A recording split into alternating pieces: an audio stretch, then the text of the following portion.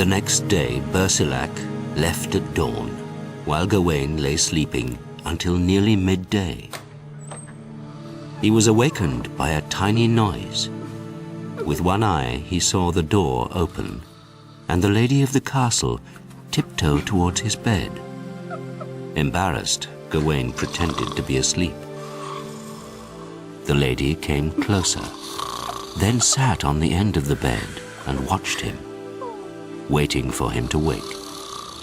After a while, realizing she had no intention of leaving, Gawain opened his eyes. Oh,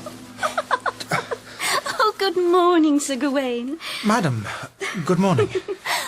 I have come to entertain you.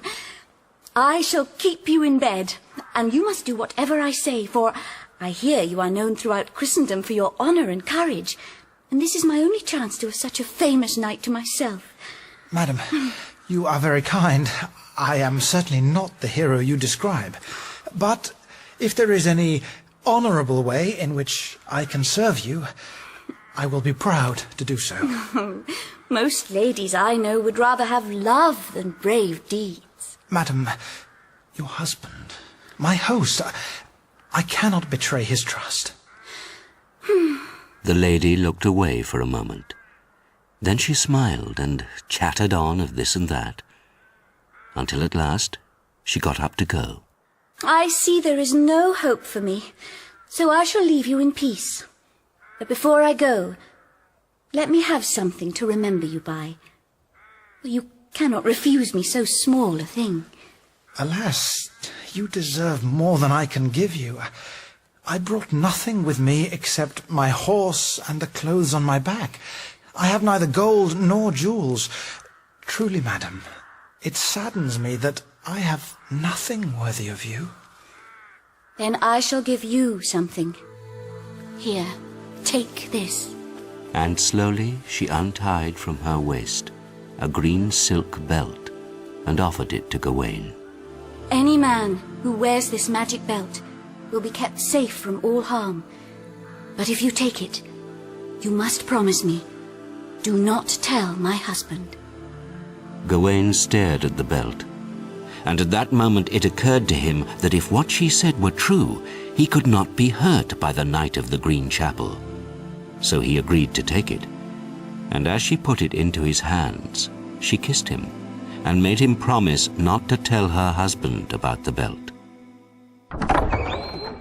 Feed the dogs and stable the horses. When Sir Bersilac returned from the hunt that evening, Gawain went to meet him in the hall of the castle, where a great fire blazed in the hearth. Welcome, Sir Bersilac. I hope you had a good day's hunting. Never known a day like it. In the saddle, dawn till dusk, and hardly a thing to show for it. Whatever we've got, you're welcome to it, and much good may it do you, eh? Thank you. And what about you? How have you fared today? Have you got anything to give me? Gawain paused, as if he wondered for a moment what he should say. But then he said, I too have fared poorly today. I have nothing for you but this. and putting his arms around Sir Bersilac, he kissed him on the cheek. What? Nothing but a kiss? Nothing. Well, better luck tomorrow, eh? Time to eat. Come on. I haven't had a bite all day. Then the whole company spent a roistering evening, singing songs and telling stories, and Gawain thanked his host for all his hospitality.